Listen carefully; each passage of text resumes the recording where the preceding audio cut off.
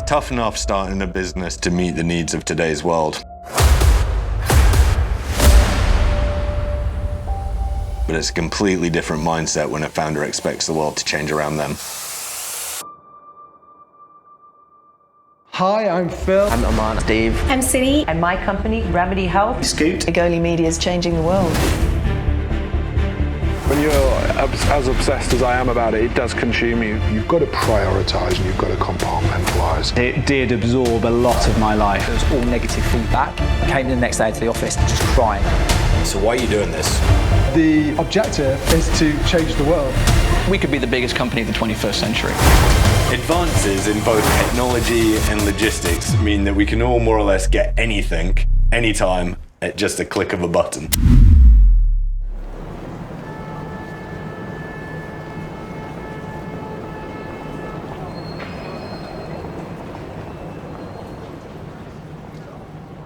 I'm one of the co-founders of Bink, and the idea was very simple. It was about linking up your payment cards to all your loyalty programs. So every time you shopped, you collected your rewards, points and offers just by paying. So no more swiping a loyalty card at the till. The day that we actually signed agreements with Visa, MasterCard and Amex, I mean, we're this small little fintech startup signing deals with some of the largest companies in the world. And that was a huge achievement. I was there as CFO. One of my roles was to go and raise money for the business. It did absorb a lot of my life. If you'd have asked both my children what was probably the most important thing in Dad's life at that time, they'd have probably both said Bink. It takes up a lot of his time and he has always got his head stuck in it and he won't be thinking of anything else other than business. Since 2014, the company's grown. We've raised about £30 million. Barclays came on board and we grew it hugely. June 2018, everything changed.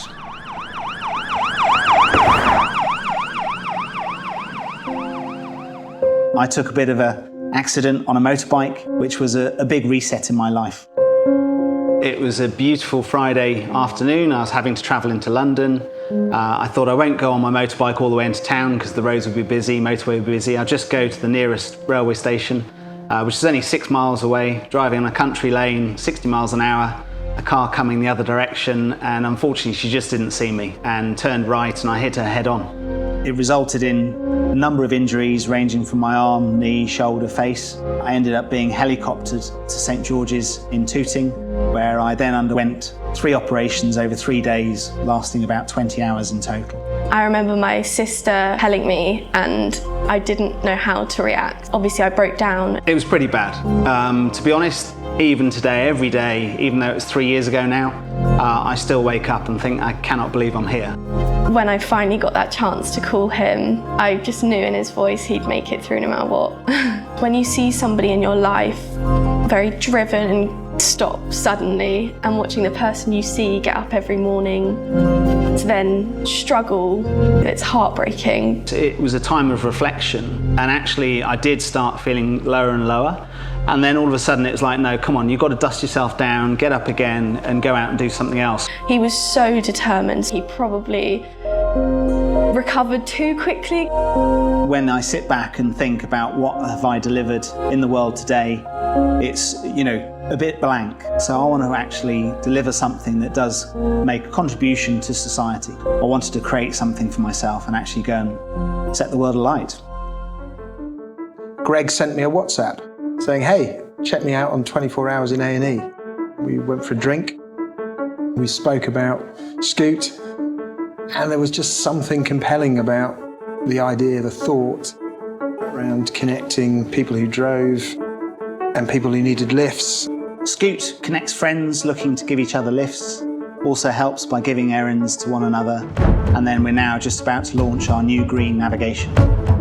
Roughly 60% of the time we're probably in the car by ourselves, so why not use our Scoot navigation, and when you arrive at your destination we plant a tree. Importantly, we're looking at how Scoot can lift share as well, so reducing congestion. There's the double impact on carbon.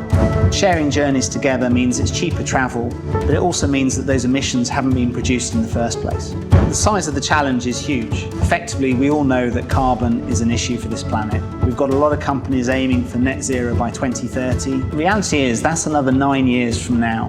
We need to actually make a difference today and start thinking about how we can actually do something.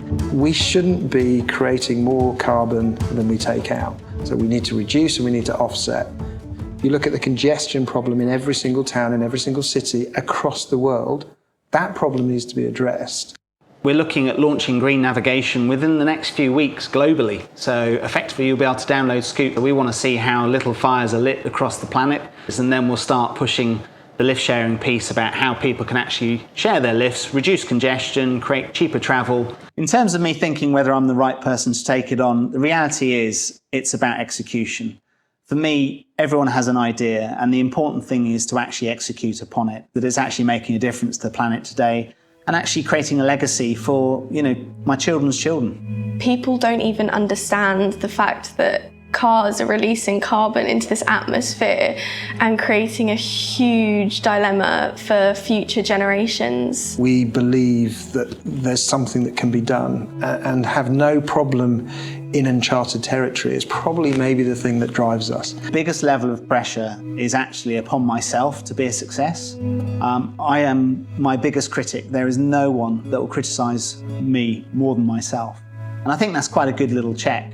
At the end of the day, I strive and try and do to the best of my ability in everything I do, whether it's with my family, with my health, or with Scoot. If you don't have that ambition, I think you limit the idea. You can get really sort of scared about the size of the peak. But I think just knowing you've got to get there and taking one step at a time, whilst not losing sight, that's where you're going. That's, how you start. I think you can only ever say you've been successful when you have actually put your feet up and looked back and reflected. I heard a good saying once where someone said, money is a way of keeping score alone. It's not the actual reason. A lot of people call themselves entrepreneurs. Look back and reflect. Have you made that difference? Are you actually making an impact?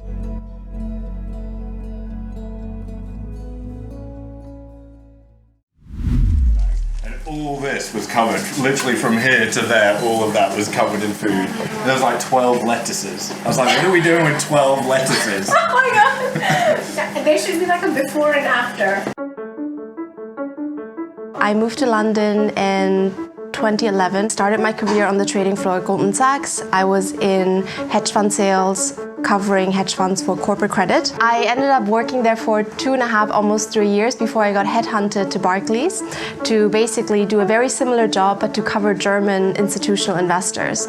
I went to New York to get a degree in computer science at Columbia. After that, I actually started on the trading floor because I wanted to get involved with something that was a lot more macro, a lot more exciting, and I felt like being a developer just didn't cut it.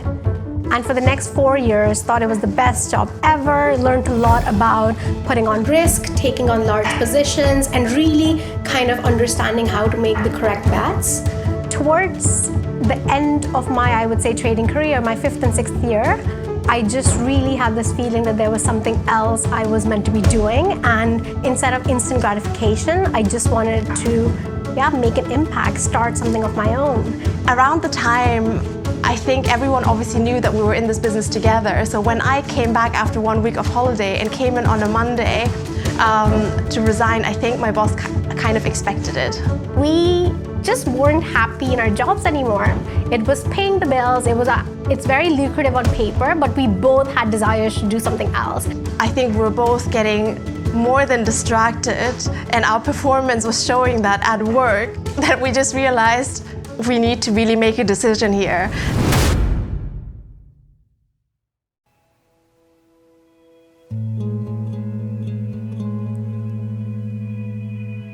Hey, I'm Siri. My name is Heinen. I'm the co-founder of Hangry, the private chef startup. We are a private chef service where you can create a bespoke menu and instantly book from just £100, all included for your group. Well, my dad is an entrepreneur. Growing up, I saw how important hard work and kind of building something from scratch was. My mom, on the other hand, was very academically smart. She always was like the topper in her school. So because of her, we obviously focus a lot on education. My family is German Chinese, quite traditional in the sense that They were very strict when I was growing up. My mom was somewhat of a tiger mom, making sure I brought home good grades. Her and my dad, they started a business together, which then ultimately took them back to China 10 years later. Then we had to not convince our dad, but make sure they both knew that like this is what we wanted to do and understood and stood behind us. I remember Hangry had actually gone back to China, and I actually went back to India to break this to them for like 7 days. My dad looked at me and said, "Are you sure you want to like give up that paycheck? And it seems like you have quite like a stable and good life going." My mom was a bit skeptical, and my dad, when I told him, he was like, "Go for it." And he said this Chinese phrase, which means no pressure, no diamonds. For the Dragon's Den experience, I very clearly remember it was 3 months into COVID. BBC had emailed us to scout us for this program and asked us to apply. And we just thought, hey, we just gotta take every single opportunity that comes our way. So we said yes. Everything was very slow initially, and then the date for filming kept getting delayed. All of a sudden, they gave us a date, which was like, I think in 2 weeks' time, or maybe even shorter. This big adrenaline rush of getting everything together, deciding on the pitch, what we're gonna say, are we gonna have a chef? The last, I think, 5 days leading up to the shoot were just extremely stressful because everything went wrong with the props. Initially, there was a huge spike in website visitors. So our traffic literally, I think we had a month's worth of traffic literally in one evening. There was like a lot more messages everywhere. It was like a huge uplift, and I think that just sort of meant like our website visits just like went up and stayed up, which was really cool, and I think we're actually seeing the impact now. We actually started reaching out to, a lot of people on Instagram who had following and kind of like the right kind of following to just try out this service with their friends and then talk about it if they liked it. Hi Ollie, we're an early stage female-founded startup at Google. We allow people to easily book professional chef at home and cook for their dinner parties so that we can enjoy quality time with our friends. That was the first ever little message. That grabbed my attention.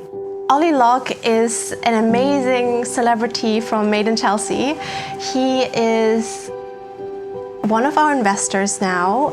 However, when we first found out about him, he was an influencer that we reached out to for him to experience Why Hangry. It's all about marketing at this point. They've got an equation that works so super well, and I believe in it enormously.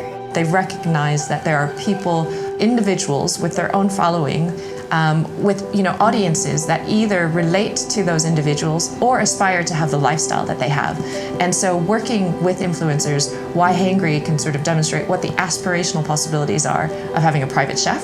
Why Hangry allows people to book a private chef from just £100 minimum spend, which is completely unheard of, including groceries. So how does it work then? Say I've got a group of friends over. How far in advance do I have to decide we want a chef? So you can book the day before the event. So if you spontaneously decide tomorrow you want to have your friends over again, then you can book today.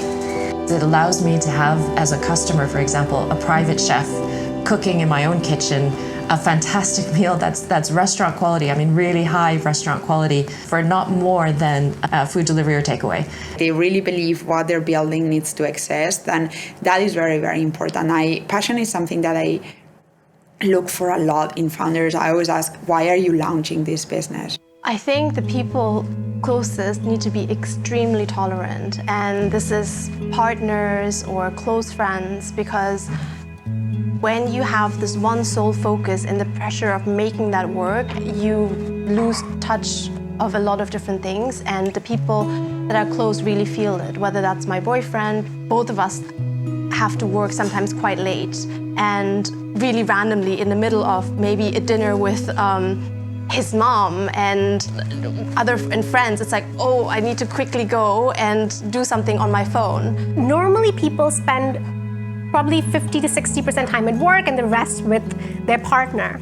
It's like a very tricky balance. There is a lot of pressure that's come with our recent funding round. So previously we had raised a pre-seed and The city and I were still living off our savings. We weren't paying ourselves a salary. We were using investors' money to build the product, test marketing channels. With this bigger round, we have hired people. We are now also employees, and we have performance and results to show every single month. They have a very strong background previously to Hangry, so they're really, really good at executing. Because I love positive energy, but you need to be a machine executing. And I think they are a machine. Kind of my entire career in finance, you meet a lot of people that are super driven, really smart, type A. But I never found someone who would sort of entertain my wild ideas or sort of like the vision of a world that doesn't yet exist. They trust each other without condition. And I think that's incredibly important with co-founders, because there is no end to the to-do lists, and you need to be able to have a partner that you can trust and rely on to sort of say, oh, they're going to pick that up, they've got my back. It's about doing it, but how we're doing it to actually become the next Airbnb. 70% of our customers have never booked a private chef before. So we are not just taking market share from someone else, we're actually growing the category. Hangry is a very similar proposition for friends and a way of social connecting. So the market opportunity really is like huge for it. I think we've only just scratched the surface. We just see this being like a really big business.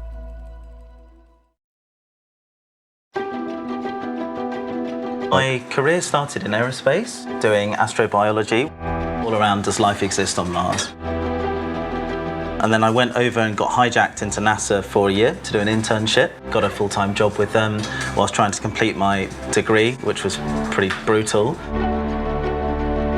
And then spent a bit of time working on secondment with SpaceX.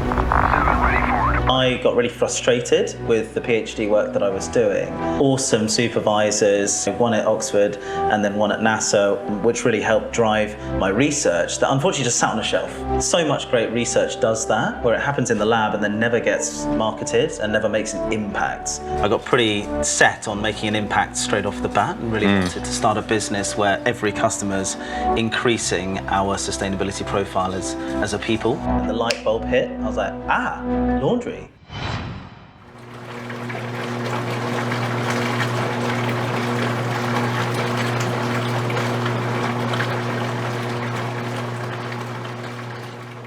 I'm Kyle, the founder and CEO of Oxwash. Oxwash is a door-to-door laundry service at the surface, but actually behind the scenes, it's really driving the future of washing to be more sustainable, more simple, and more cost-effective. I don't know how many people have ever walked into a dry cleaners and then gone out back. Most of the industry want to keep what's there behind closed doors. And the reason why is because they do it really fucking badly. It's awful. Yeah. So that was the moment where I was like, perfect, this industry is ready for disruption. The sweet spot of sustainability, neither of us would have any impetus or motivation to create just another laundry business. So the main difference between Oxwash and a dry cleaner on the high street is that we don't dry clean. Dry cleaning's super toxic. There's no way around that. It's a perchloroethylene-based cleaning, which is derived from crude oil and petrol. Really nasty for the planet, for us as people. It really is an outdated way of cleaning that in many countries is illegal now. Laundry is a very chemically sort of intensive process. So everything from the powder that you put in your washing machines through to especially things like dry cleaning can be extremely toxic if not treated properly. People don't make the link between laundry and the impact on the environment. People don't think that every time you go for that little mini break to the hotel or to your Airbnb or even to the gym, even to the spa, those crisp white sheets, towels, bathrobes, even the uniforms of those that serve you dinner, all of that, the chances are it'll be washed at high temperature.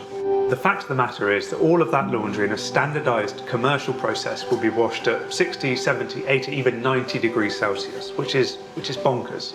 It doesn't need to be washed that hot. The laundry industry needs more than disrupting, it needs completely reinventing. I think the way that we wash clothes today across the world pollutes the planet. That relationship is crazy. I think we live in a world where just pushing the problem elsewhere, especially into our ecosystems, is unacceptable. Transparency is critical into providing a service that is net zero, and that's our aim, is can we wash textiles, clothes, and maybe other things in a way that has no environmental impact whatsoever. And I think that that's really, really simple to understand as an investor, as a customer, and as a team member. And so it's quite easy to bring people into that mission, which is awesome. The reason we invest is because if a founder gets you excited about a laundry business, you know there's something special about it. When you look at each founder, you look at the key characteristic, right? Is he a charming, exciting founder? Because the most important part of the journey is the ability to fundraise. Kyle has that. I think a lot of early stage high growth founders will have experienced this problem when it comes to fundraising, where you go out to the market, you say, this is what we're doing, we're growing nicely, we've got some really cool tech. VCs come in, they go, yeah, that looks pretty good. Here's a term sheet. A couple of days before Christmas, 2 days before we were due to close, Tom and I are in the Oxford Foundry. We got the call, Tom and I are on loudspeaker in the meeting room, like, yeah, this is super exciting. And the conversation didn't go how we thought it was going to go. Basically went, yeah, we really like it, terms are the same, we're just going to halve your valuation from what we said we were going to do. And Tom and I were just like, it was awful. You get to that point where you've done all the hard work and you just get shafted. That was brutal. Tom and I were panicking. We're like, are we going to close a round in time before burnout? It's a really good lesson in don't count your chickens until they've all hatched. We were really fortunate in that we had each other and then investors, that believed in us, like Igor. It's about your own conviction and not what other people tell you. We knew that Kyle has a great ability to inspire people to like laundry. Let's be honest, it's not the most exciting space, but he had that ability, and we told him to go out there and start speaking to more people. We're super fortunate to have a couple of brilliant angel investors and funds too. They really believe in purpose-driven businesses. If I'm honest, they hold us really accountable for what we say and what we do, and I think we relish that accountability because we detest greenwashing. So initially, Oxwash was a platform. We didn't shout about it, but we used partners. Those partners, of course, no matter how much we pushed them, were not sustainable. So that was the decision we made to bring everything in-house. For us, it's really, really critical to prove that what we say we do. What we saw with Oxwash, which we didn't see elsewhere, is actually controlling every process. From what I'm hearing, at every point there's a benefit to what you're doing. How do you actually get those points across to customers? Yeah, I think the easiest way is to do a service that's so magical and just happens like clockwork that they buy in and use us every week. It then comes into oh, did you know that we actually use this technology to dry your pants today? And then you kind of lift the lid a little bit on what's happening on the inside. I think to just throw all of those improvements on consumers and business owners immediately is just too much. I toured the lagoon with them not long ago, and every single machine, they pointed out not only what they'd done, but what they wanted to do in the future, and really with a passion that's difficult to hide. Just how hard you have to work to make this a success. Yeah, I think it's just dogged grit more than anything else. Tom and I and the team have been thrown curveballs more than you can expect over the last year. Remaining as an operational business throughout the COVID-19 pandemic, it's an exceptionally stressful time just to be a person. It's an even bigger stress to not only be existing within that, but to be working. And we've been washing COVID laundry for the last 16 months. I have never been happier, and I have never been more exhausted. It is all-encompassing. As founders know, it becomes your life. It becomes everything you think about, everything you talk about. Social life goes out the window, passions go out the window, but ultimately, it works because I love what I do. Founder life affects my partner probably the most, my parents. They're worried. Am I okay? My mum 2 weeks ago was like, why don't you have a PA? I was like, I can't fucking afford a PA. I deal with pressure, I think, relatively well, but occasionally, you can't bottle it up forever, and you just need to be a human, be transparent, and talk about what's going on. The bulk of the pressure for the business, I think, comes from myself. As a founder, you have to work ridiculously hard to become a success, but equally work smart. Mine is a legacy, is to basically be that beacon where people go, you know what, I want to start a business, whether it's my kids, people at school right now, that say, I want to put the planet first, not just profit. This is clearly one of the most competitive spaces we're seeing. Money is being thrown into it, and people are spending just to dominate the space without real profits. how do they turn it around and actually make it into a profitable business? As Uber did, these companies need to change mindsets around their service. People probably didn't know they wanted a chef or their laundry to be done. So whether it's about sustainability or creating a community, these businesses are clearly about far more than what you see in the app.